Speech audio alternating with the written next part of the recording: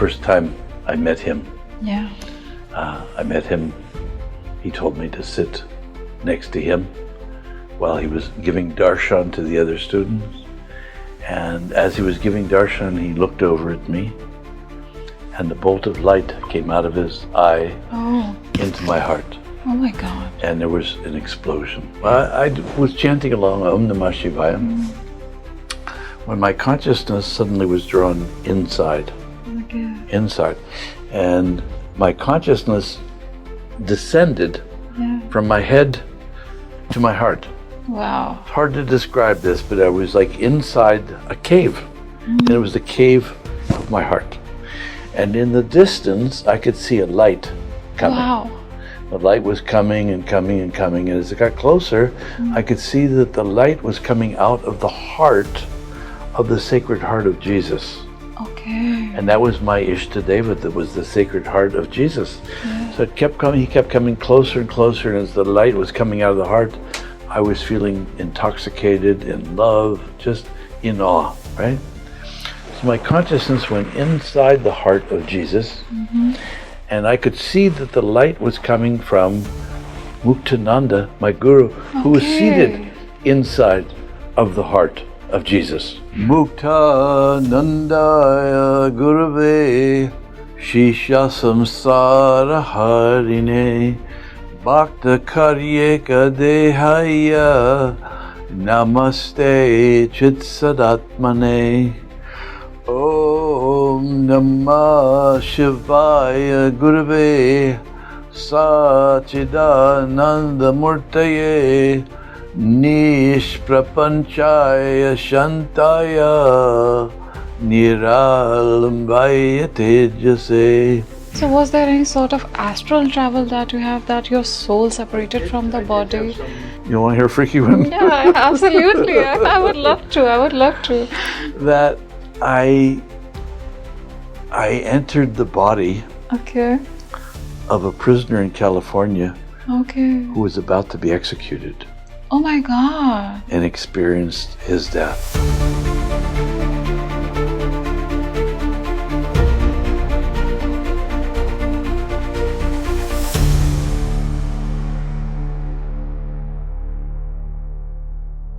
Bharat is the land of divine.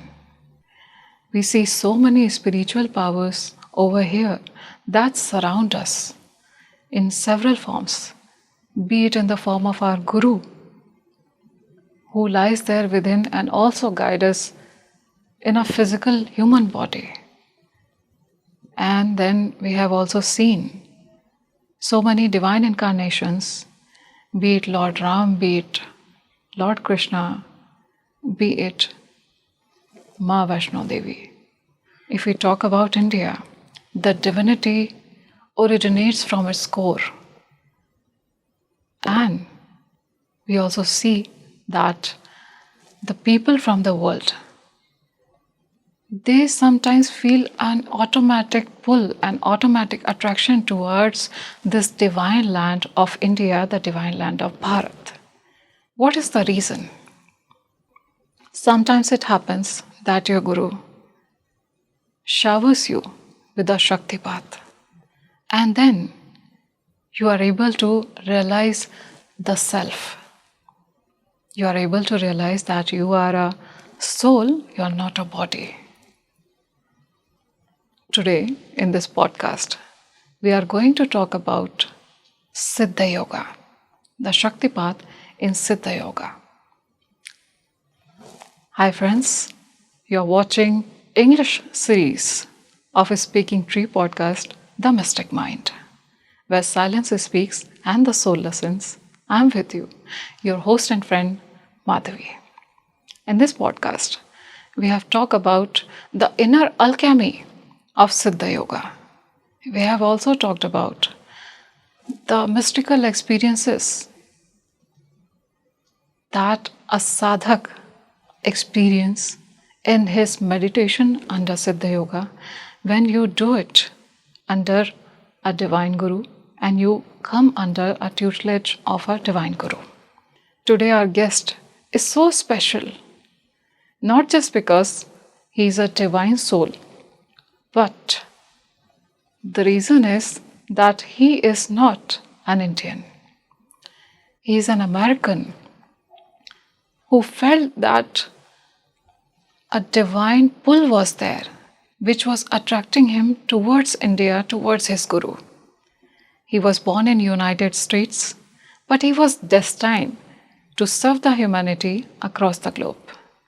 I would like to welcome, and I feel so honored to welcome Swami Brahmananda. A very warm welcome to you, Swamiji. Thank you so much. I'm honored to be here. Thank you for the invitation.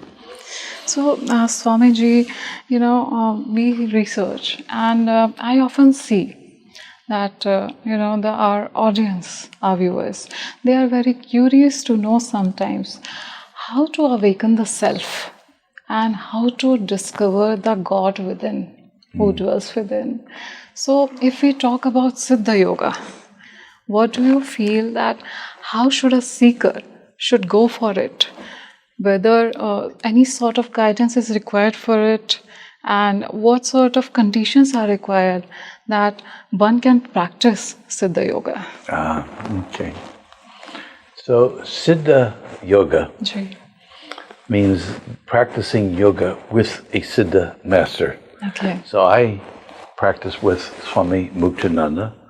I met him. I received Shaktipat from him, which activated the Kundalini and began my serious spiritual practice. Oh. I lived with him for 8 years, studied with him, practiced with him, and had many, many wonderful experiences. So in our tradition, you come in contact with a Siddha who transmits the experience of a grace. Wow. And then there's an inner unfoldment which is completely unique for each seeker. Some people gravitate towards meditation, some towards chanting, some towards selfless service or karmic yoga, others towards studying the scripture and knowledge. Some have Kundalini experiences. So Siddha Yoga is also called the Maha Yoga, the great yoga, because it incorporates and includes all of the yogic practices from all of the traditions. We practice from a scripture called the Bhairav Tantra, and in it are 112 forms of meditation or ways to have an experience of the inner self. 112 forms of meditation. It's intriguing indeed. So, Swamiji, if we want to see, like if someone is there, a seeker, who wants to pursue, who wants to practice Siddha Yoga, the ancient yoga that we have, if we say, how can that seeker, get into the practice of doing Siddha Yoga? And how can he get in contact of a Siddha Guru or the Guru? They call that seeker by themselves through their divine energy. What happens exactly? Well, one of the ancient sayings says that when the student is ready, the teacher will appear. Wow. And that was certainly the case in my case, that when I was really ready to begin doing serious sadhana, Muktananda came to the United States, and I had the very good fortune to meet him, receive Shaktipat, and that initiated my practice of a deep meditation. Wow. So I would say that when the student is ready, the teacher will appear, and I am right now in the midst of an 18-country tour. Wow. Be touring all over Europe and the United States and India and Thailand, Australia. So it would be wonderful to meet sincere seekers and initiate them into the path of Siddha Yoga. Wow. So, Guruji, I have researched that, and I keep learning. So, when I was studying about you, I just found this out that you have spent 8 years with the great spiritual master Swami Muktananda ji. How was the experience? What sort of mystical experiences that you had with your guru? It was the best time of my life. meeting Muktananda, to be in the presence of one who is established in the self and who sees you as divine. Wow. To stand in the presence of someone who sees the highest in you. And certainly Muktananda was like that for me. He saw potential in me where I didn't see it. He always asked more of me than I thought I was capable of. And in his presence I had many, many wonderful experiences. For example, the first time I met him, he told me to sit next to him while he was giving darshan to the other students. And as he was giving darshan, he looked over at me, and the bolt of light came out of his eye into my heart. Oh my God. And there was an explosion. Wow. Where my heart opened in a way that I'd never experienced love before. Wow. I was madly, passionately in love with everyone and everything. Wow. The room was filled with light. There were no thoughts in my mind. And I went into samadhi for about 3 hours. Oh. When I came out of meditation, the room was empty, everyone was gone, but I'd had a taste, a glimpse of the inner self that I'd read about, that I was interested in experiencing, and I had the direct experience with my guru. This was the first encounter First with your meeting guru? with him, first time. Wow, such a fascinating experience. So I knew that this was my guru, and I had traveled all the way from New York City to meet him in California. I never went back to clean up my apartment. I just said, throw everything away. I moved in with him and lived with him until he left his body. Wow. So what was there within him, within Swami Muktananda ji, that inspired you to be there with him and follow his teachings and, just embark on this spiritual journey of yours? I could see that he was living the truth. Oh, wow. He was centered in his own being, and there was nothing that could distract him from that. He lived in love. He was full of joy, great sense of humor, laughing, compassionate, wise. I used to hang on his every word. And to be in the presence of one firmly established in the inner self and completely fearless. Wow. You can imagine. No fears. I can imagine. Yeah. It's giving me chills. The sort of divine bliss that you had in your first encounter with your guru. It's so very fascinating for me, and I believe it will be fascinating for my audience as well. Well, one of the early experiences I had with him, I was raised Catholic. Okay. And so our Ishta Deva was Jesus. Yes. And so we worshipped Jesus and the Sacred Heart of Jesus. And I'd met Muktananda and was having wonderful, wonderful experiences. And at the same time, I was having doubts about worshiping someone other than Jesus. So we were chanting Om Namah Shivaya. Okay. We were having kirtan. Can you chant it for our audience? It was a long, slow chant. Om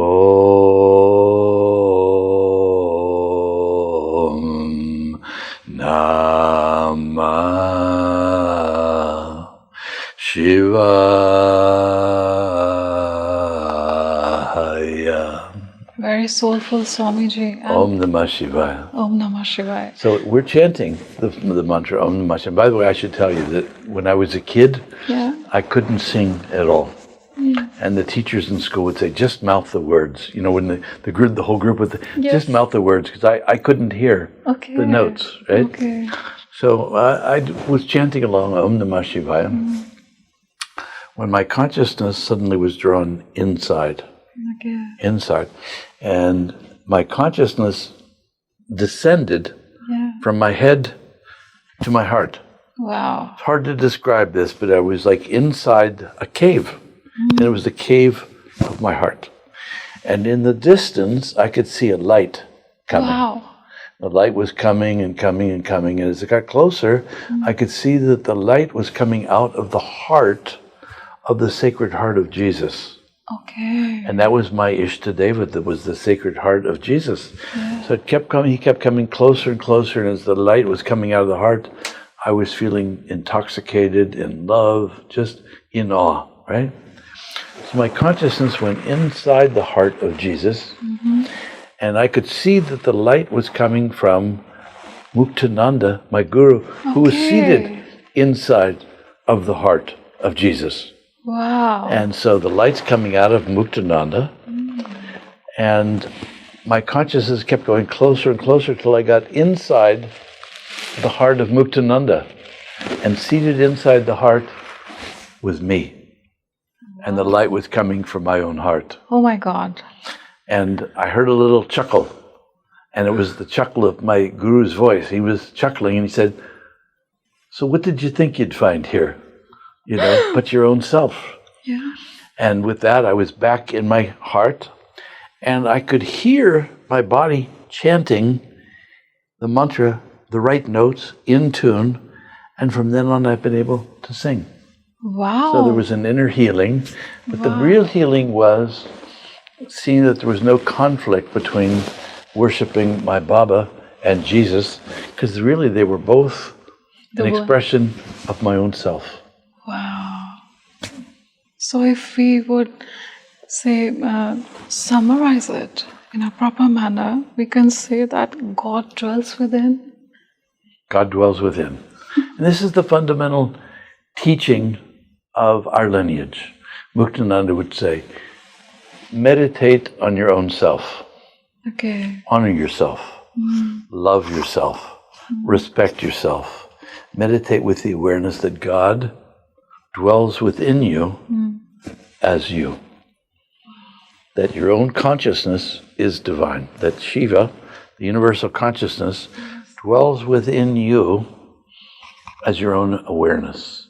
That the individual self is a spark in the divine flame, a drop in the ocean of universal consciousness. So beautiful. And so he says, know your own self, love your own being.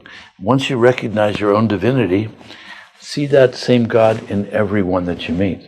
So every person that you meet, worship as God. Baba used to often say, he says, I welcome you all with all my heart. And that's my form of worship, is to worship the divine in you and to welcome you into my heart.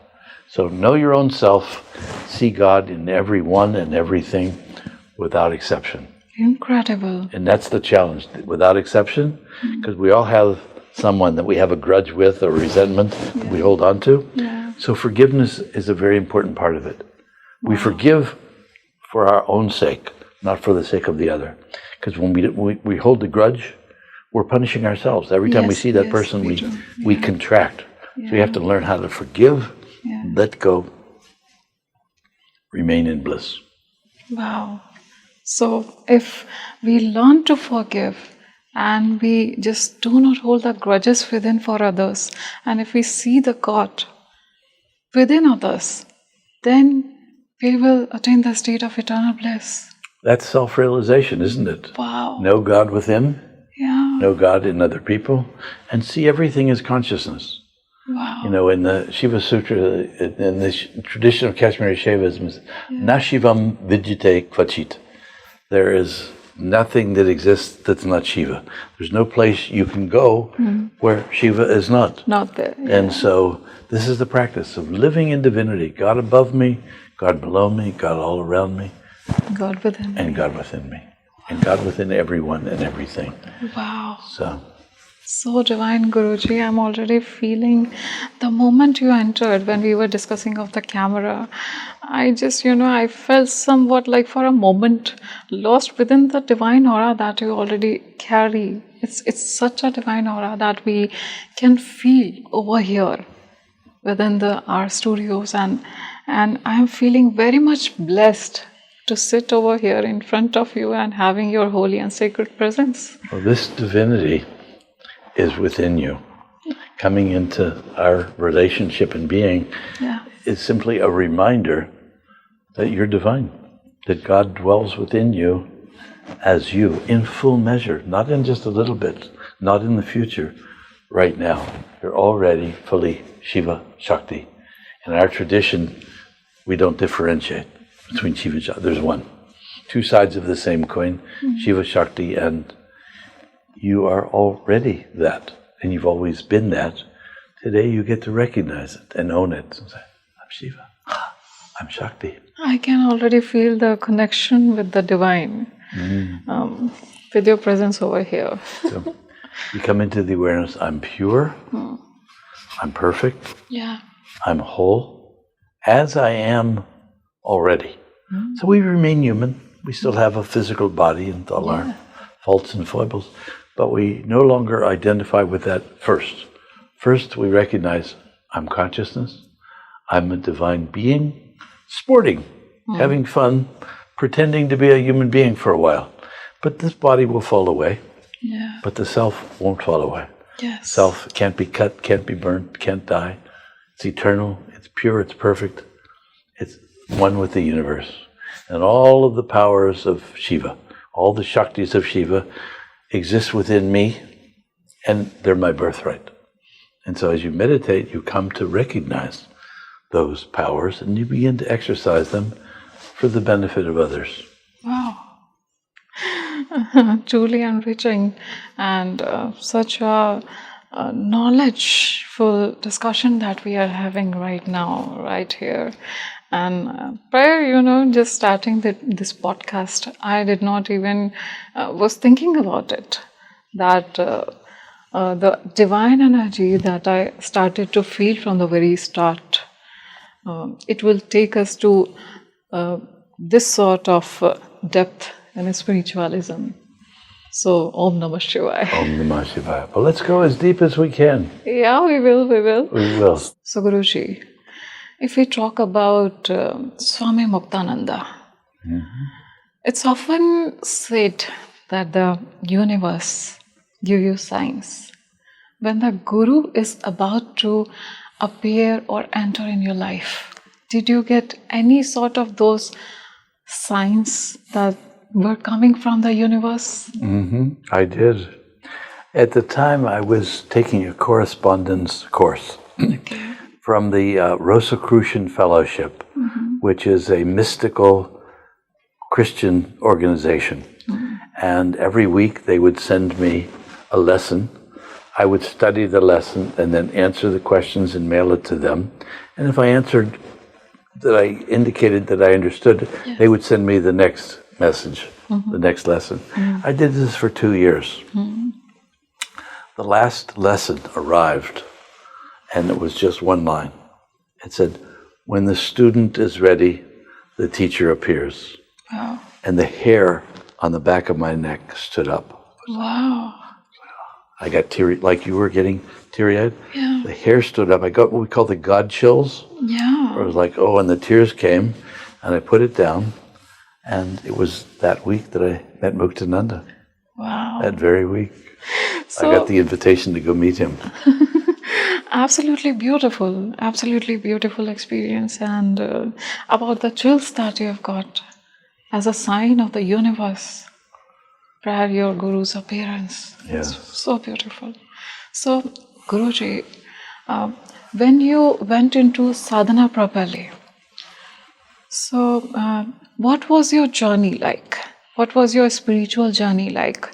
You were meditating, you were doing, you were listening to the preachings of your Guru, you were following them, also imbibing them in your life. What was it like? I would like to make my audience know the whole journey, whole spiritual journey when you met Swami Muktananda and when you entered into the depth of spiritualism. So I met him and I knew this is what I was looking for. I moved into the ashram that day and never left. So when I would meditate, I started to have physical kriyas, the first thing. When I met Muktananda, I met him, I was on crutches. Oh. I had rheumatoid arthritis. Oh my God. And I used to get cortisone injections to manage the pain, and you used to have to take butazolidine to manage the rheumatoid arthritis. Okay. So when I would sit in the morning, the meditation hall opened at 4 o'clock. So I was up at 4 o'clock and in the room as quickly as I could. And when I would start to meditate, the first thing that would happen is really strong pranayama would happen. I would do what some people call Bhastrika, others call Kapalabhati. Yeah. And this would go on for 45 minutes. Wow. If I do it, and if I tried to do it, maybe I could do it for 2 minutes, but spontaneously I would do this. After the pranayama, then my body would begin to rotate in big circles. Sometimes my head would go back and forth like this, and I would hear all the vertebrae cracking. And then my body would begin performing Hatha Yoga posture spontaneously. Oh my God. Now I couldn't sit in the lotus on my own, but when these kriyas were happening, my legs would fold up into the full lotus, and I would bounce around on the floor. Wow. And this continued for about 9 months. Oh my God. Every time I sat for meditation. And at the end of 9 months, went back to my rheumatologist, and all of the signs of the rheumatoid arthritis were completely gone. So you left the crutches and everything. So I left the crutches. I was completely healed. The rheumatologist said, "You've had a spontaneous remission of arthritis. I've never seen this happen before, and it's never returned." Wow. So that was the meditation part. So how long has it been since then? That was 50 years ago. 50 years, quite a long span. I was 25 years old, and so the arthritis never returned. So living in the ashram, meditation every day. We would chant about 6 hours a day. We would chant various mantras, long mantras like the Guru Gita, the Rudram, chapters of the Bhagavad Gita, Vishnu Sahasranam. We did a lot of chanting, and I would have satsang with Muktananda every night. He would give a talk, and he taught us all the scriptures. We went through the Patanjali Yoga Sutras. We went through the Vedanta scriptures. I remember it was Viveka Chudamani by Shankaracharya. And then it was introduced to Kashmiri Shaivism. And I really, really resonated with that philosophy. So I studied the scriptures as much as I could. I read every scripture, and my Baba told me, just take one sutra a day and memorize it, and live with that sutra all day. So Chaitanya Matma. I would get up and read that, read all the commentaries from the different scriptures, and then I would apply it all day. Having breakfast, everything is consciousness. I would do my seva. Seva means selfless service work.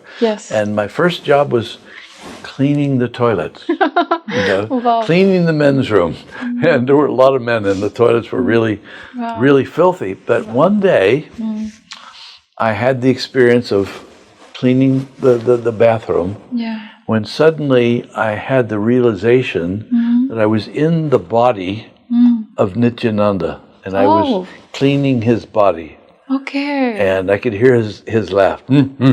He was laughing, and like I was tickling. The ashram was his body, and I just had this amazing. I graduated from cleaning toilets to cleaning the dishes in the restroom, for the meals. And then eventually I learned to chop vegetables.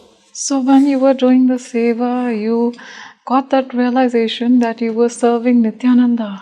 Yes, he was my guru's guru. Yes. And so I was serving Swami Nityananda. And so the idea that everything was consciousness, and Nityananda had become one with consciousness. So it was a direct experience of that. So I lived with Muktananda, as I say, for years and years, and my meditations were really, really deep, And at a certain point, he called me into his room, and he said, "I want you to go work in the kitchen." And I really didn't want to do that. I'd never really worked in the kitchen. I have 10 sisters. I'm the oldest of 13. Right? So I'd never really spent much time in the kitchen. I wasn't very good at it. But the kicker was that when you worked in the kitchen, you didn't meditate, you didn't study, you just, 3:30 in the morning, you went and chopped vegetables, and you did that till like 9 at night.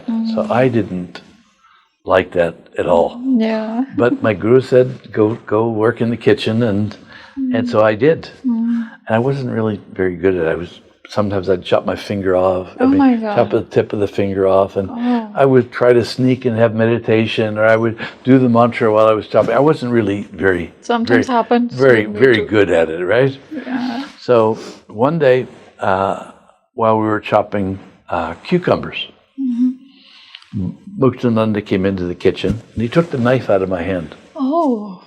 Took the knife out of my hand, and he went like that. In an instant, all of the cucumbers were cut perfectly. Wow. And he looked at me, and he said, "There's 30 pieces there. Count them." I said, "Okay, Baba." So I counted the pieces. There was only 27. So I'm thinking, oh, do I lie? So, gee, Baba, there were all these people standing around watching him chop the vegetables. But I knew I had to tell him the truth. Right? So I said, "Baba, there's only 27 pieces." And he laughed. He said, "Turn the knife over." Turned the knife over, stuck to the knife, 3 pieces.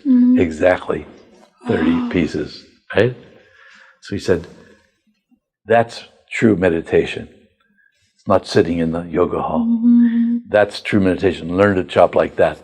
So that was my directive.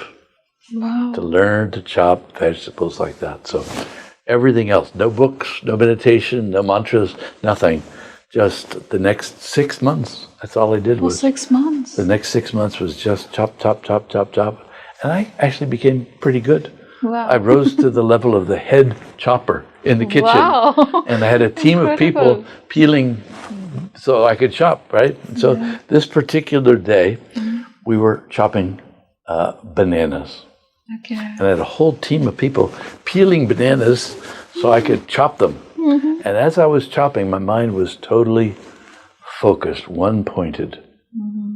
And I remember feeling filled with light. I could see every slice. You know, it was like I was chopping really fast, but it seemed like slow motion. The room was filled with light, and I was just in absolute ecstasy, chopping. And Baba came and poked his head in the door, and he said, "You're done in here. Tomorrow, you'll be the MC of the program." The next day I was teaching. He said, "That's the true meditation."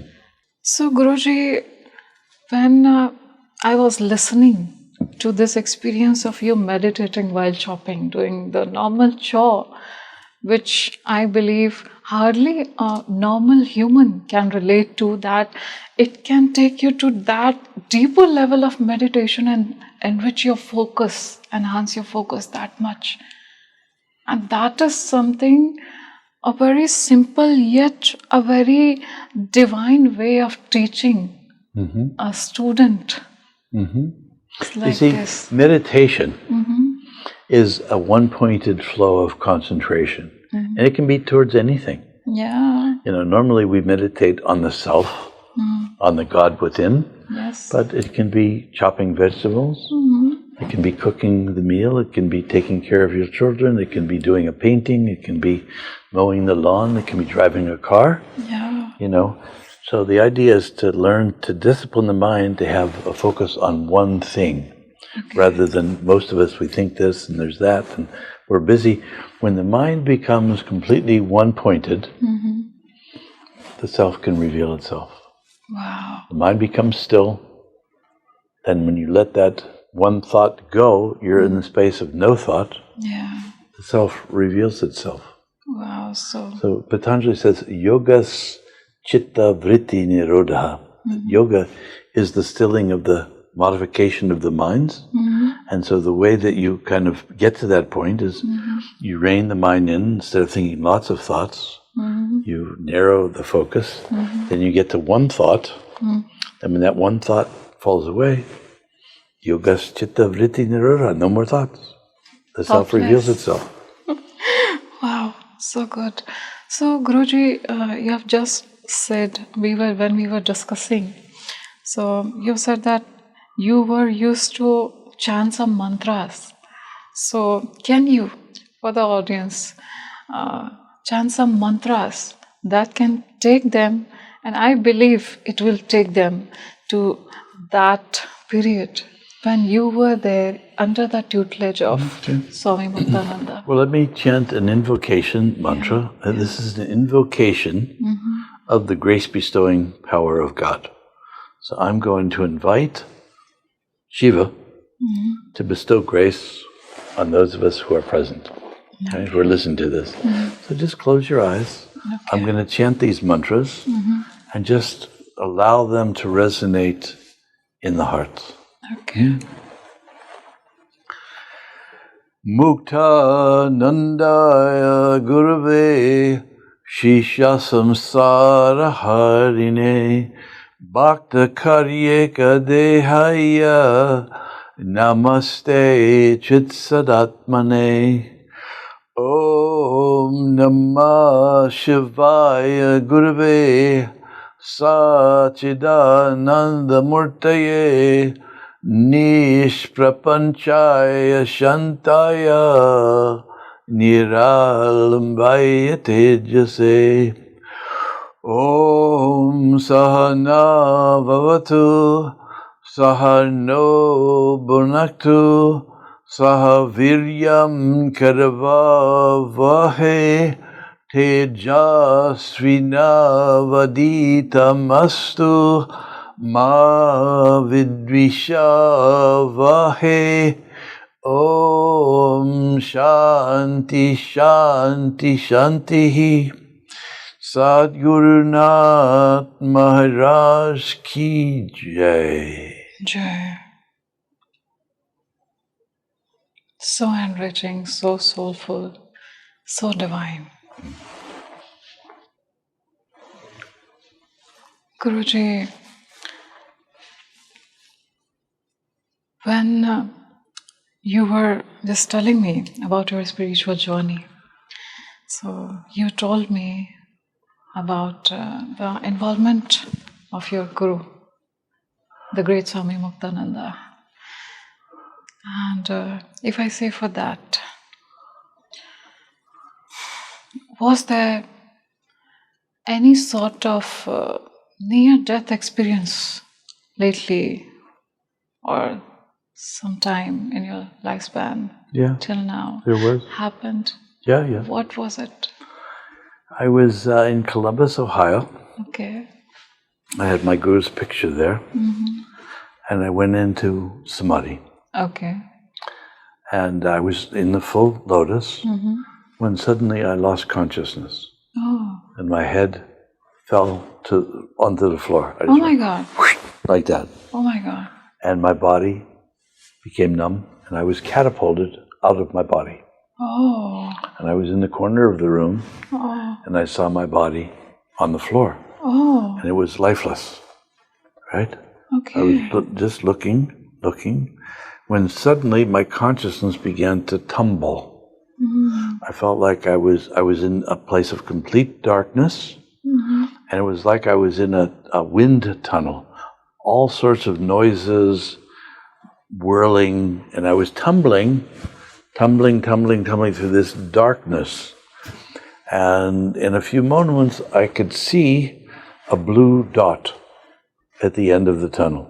I didn't know it was a tunnel. Okay. I was just in darkness. I could see a blue light, but it turns out that I was moving through a tunnel, and eventually I got through the end of the tunnel, and suddenly I was in a field of infinite blue light.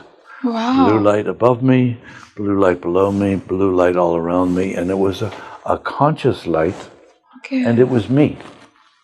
Oh my God. And I was the light, and I was the universe. Everything was composed of this blue light, and it was me. Everything was contained within that. And I was just in absolute ecstasy. Unbelievable. But then a little thought crept into my mind. I was 26 years old at the time. I could stay here. I could leave my body and stay here, or I can return. And I pictured my mother weeping over my dead body. That she was too young. I was too young for her to lose her son. We were very close. Yeah. And I decided to go back. So I made the choice to go back for my mother's, your mother. my mother's sake. Yes. Suddenly I was back in the body. And it was gross. It was really gross. I was inside this piece of meat, Yeah. this heavy, Yeah.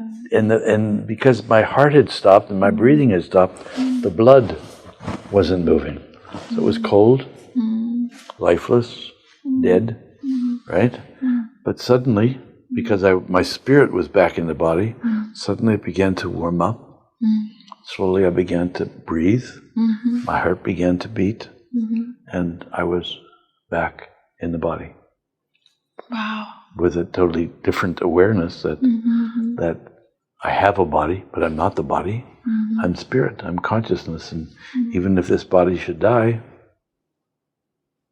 I exist. I'm eternal. You're somewhat beyond this body, and you just returned for your mother. Yes. This is what have happened. Wow, so beautiful, and so considerate and compassionate of you. I had an amazing mother. You know, I'm the oldest of 13 children. Yeah. So I have 10 sisters and 2 brothers. Must be having a special bond. We had a very special bond. And even when she couldn't have kids anymore, she would always go to the park and find a young mother and say, "Can I hold your baby? Can I hold your baby?" She was always holding so baby. Sweet. So sweet of you. Swamiji, when you were learning and when you were doing sadhana, so in Siddha Yoga, when was it when you attained to your higher consciousness, your inner awakening, and when was it the Shaktipat that happened? Shaktipat happened for me the first time I met Muktananda. Oh. See, this was what was different about Muktananda. He did many things different. He was a real revolutionary. He wanted to spread the meditation revolution. So he gave sannyas to women before the men, and gave them the name Swami. Women at that time were mostly called sadhvi. He gave the women and the men the name Swami. But he also did something different with Shaktipat. Traditionally in history, first of all, it was kept secret. Okay. It wasn't even written about in scriptures until really Muktananda was the first to come out and talk about it. Traditionally, it was given at the end of a long sadhana, that you would serve the Guru, you'd pick up cow dung in the shed and meditate and do yoga for years and years, and like it was with Muktananda. And then at the end of his sadhana, get Shaktipat. Oh. And then you'd be fully enlightened, right? Okay. Muktananda's approach when he came to the West was very different. He gave Shaktipat at the beginning of the journey and gave people a taste of the inner self so that they would then want that and do the sadhana. Westerners, we want everything fast. We get fast food. We go to McDonald's, we get a hamburger and a shake, right? Yeah, we want things now. We're not going to do 12 years of sadhana. He knew that. So he said, I'll give them Shaktipat at the beginning, and once they have a taste of it, then they'll do, like, I wouldn't have done 12 years in an ashram, but he gave me the experience, so I did do 12 years. He gave me the experience at the beginning. So I continued this work on his behalf. Back in 1980, he gave me the instruction to open an ashram in Los Angeles and to give Shaktipat. And then I began traveling to other ashrams in his name, giving Shaktipat. And I was a little nervous. He was still in his body and giving Shaktipat. He wanted me to go do that. And he when he told me to do this, he gave me the clothes that he wore. Really? He gave me his lungi, he had a nice vest and everything. He gave me his padukas and his peacock feathers. And he said, go do this. But still, I was very nervous about doing it. So the first intensive, when it was time to give Shaktipat, I went and I put my head on his padukas, right? And a little voice inside said, look up. I looked up, and there I could see Muktananda's head on the padukas of his Guru, Bhagavan Nityananda. Oh my God. And then I leaned back further, and I could see Bhagavan Nityananda with his head on the feet of Ishwara Iyer. And as far back as I leaned, there was an unbroken lineage of Guru and disciple, and Guru and disciple. So I just said, you do it. And even today, when it comes time for Shaktipat, I remember that moment. Say, Baba, you do it. I can't do that. And he gives it to Nityananda, and it goes all the way back to Shiva. So you felt the presence of both Swami Muktananda and Swami Nityananda. Yeah. Wow. Yeah. Wow. And I feel it most powerfully these days in a little town called Ganeshpuri. Okay. Ganeshpuri is in Maharashtra, just north of Mumbai. Yes, yes. And the Samadhi shrine of Nityananda and Muktananda are there. Wow. And you go there, and people when they visit, they feel the presence. Yeah. So I'll be there in January this year. Oh. I'll be there, and with my dear friend Mahamandaleshwara Swami Shankarananda. He's the Mahamandaleshwara of Australia. Okay. And he's bringing his disciples to Ganeshpuri, and I will meet him, and we'll he's do coming 2 from weeks Australia, and coming, you'll be meeting him. and I'll see him. He's my very dear friend. Oh, good to know. Yeah. Very, very nice to know. So, Guruji, if we talk about the awakening of chakra and the awakening of Kundalini energy within through Shaktipat, what sort of experience was that for you? So, when the Kundalini awakens, the Kundalini is thought to reside in a little khanda, a little sac, not the physical body, but the subtle body, right next to the Muladhara chakra. It's not actually in the Muladhara chakra. People say it's there, but it's next to the Muladhara. Okay. And so the awakening is through grace or through self-effort. Okay. Yogis can do a lot of self-effort and move the energy of the Kundalini into the Sushumna Nadi. And it begins to move through the Sushumna Nadi, which pierces the various chakras. It runs through them. Penetrates that chakra. The different chakras. So if it runs into any blockages or something, its job is to open the chakra and remove the block so that the blossom, the chakra can blossom. And I had many, many different types of experiences. Some of them, by the way, were quite painful. Oh. Well, some painful, but they're blissful. Was there any sort of excruciating pain that you were There was having? a couple times. Once when the energy had risen to here, at Agya chakra, in the Ajna chakra, it felt like there was a piece of broken glass. Oh, like something broke. Like there was a glass and it was cutting, it was piercing through, right? Oh. Also, when the Muladhara was being pierced, I had the same feeling in the anus, that there was a piece of glass and it was cutting through. But I knew what it was, so it was really quite ecstatic. I mean, not that I enjoyed the pain, but I realized that the grace was dissolving some block. So was there any sort of experience, like some visions, when the energy entered into the crown chakra? Well, where I had most of the visions was here. This is in the Ajna chakra. Okay. I remember I used to love, sometimes I would meditate for hours just watching the light show. Yeah. It was like yantras. The triangles, and I used to often think, if I could make a film of this, people wouldn't believe it. I would just sit and watch in awe at the beauty. This is so many of you see the chakras, and you see the designs.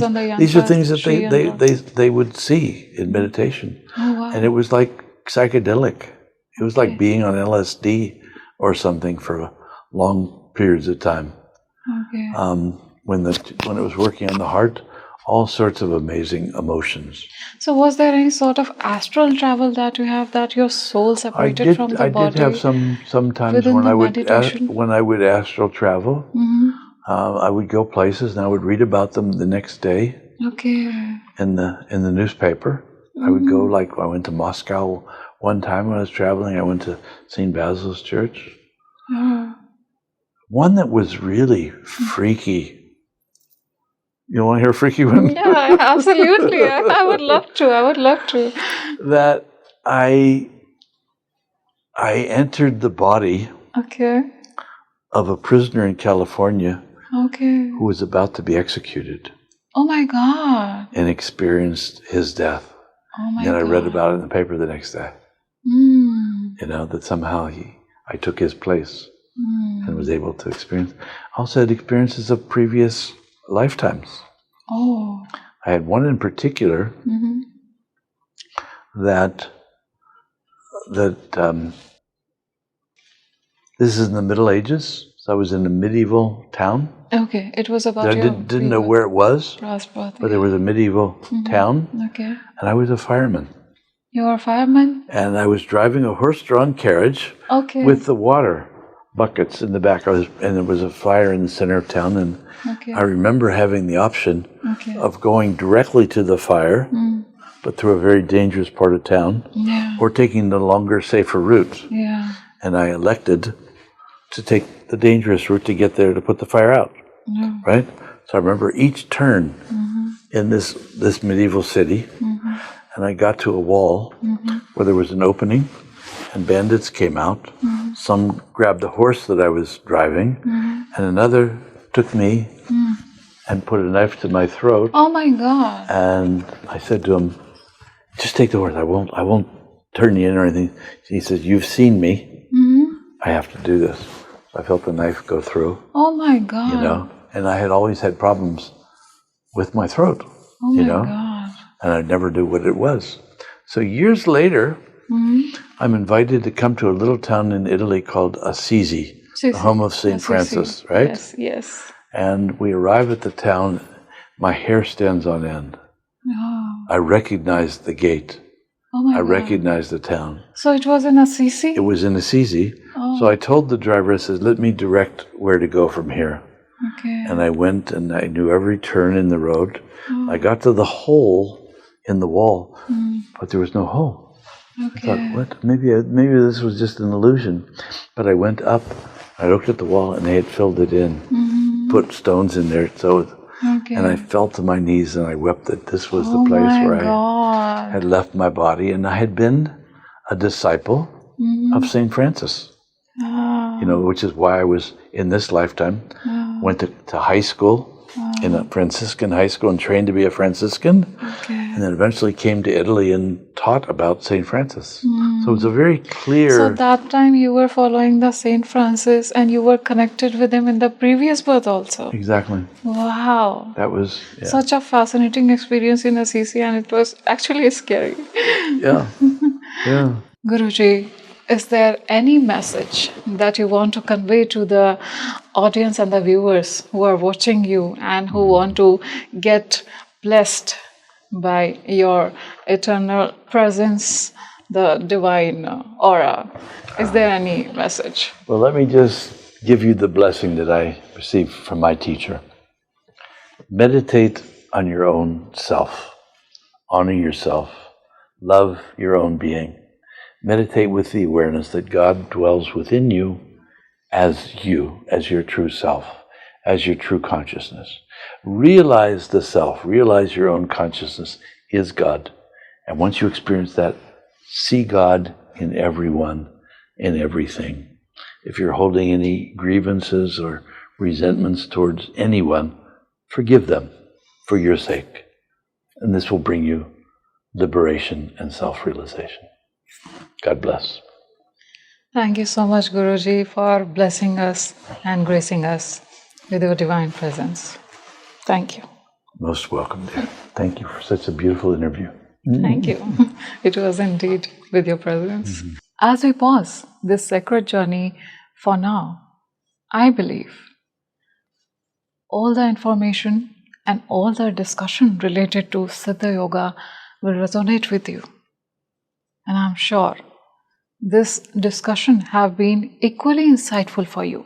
Today, with Swami Brahmananda, we have discussed about the Shaktipat and how a disciple feels when that disciple enter into the tutelage of his guru, her guru. Also, we have discussed about the existence of soul outside the body. We have also discussed the astral travels and a near-death experience also. And I'm sure it will get you goosebumps. I believe this journey has been equally enriching, knowledgeable for you as it was for me. We have got to know so many experiences of spiritualism and the divinity, also about the divine intervention in this podcast. If we talk about the experience of a practitioner who practices Siddha Yoga, they can do it on their own, and also this is completely possible that the Guru can appear in your life if you are practicing gratitude. Like Swami Brahmananda says, you have to let go of the grudges that you hold within, and you must learn to forgive. And this is how we attain the eternal bliss and the divine sanctity, the divine love that we have within. So the God lies within you. Thank you for watching this podcast. Do like, share and subscribe this podcast as much as you can. Keep showering us with your support and love. If there are any such insights that you want to share with us, share it in the comment section. We will read each one of your comments carefully, and we will try to include all your insight and the topics related to all our upcoming podcasts of our Mystic Mind series that will relate with your concerns. Until we meet again, keep smiling, keep spreading happiness. Let the eternal love that you have inside touch everyone around you. For now, I will take my leave. Your host and friend, Madhavi. Namaskar. Jai Gurudev.